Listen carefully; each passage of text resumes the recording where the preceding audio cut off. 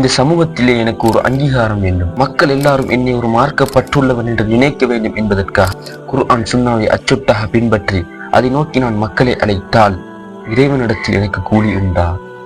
இன்னமல் அஅமாலு பின்னிய்யாத், அமல்கள் எல்லாம் எண்ணங்களை பொறுத்தே அமையும். இன்னமாலி குல்லி இம்ரிஇன் மா நவா, ஒவ்வொரு மனிதனுக்கும் அவனது நியத் எவ்வாறு அமைந்ததோ அதுதான் கிடைக்கும்.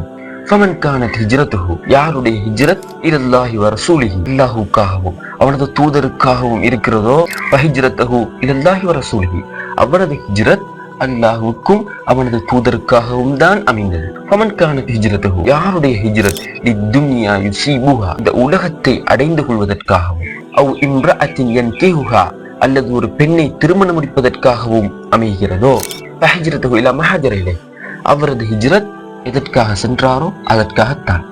இதை நபி ஸல்லல்லாஹு அலைஹி வஸல்லம் அவர்கள் கூறியதை நான் செவிமடுத்ததாக உமர் ரலியல்லாஹு அன்ஹு அவர்கள் அறிவிக்கிறார்கள். புகாரி, முஸ்லிம் என்ற சஹீஹான கிரந்தங்களிலே இது பதிவாகியுள்ளது.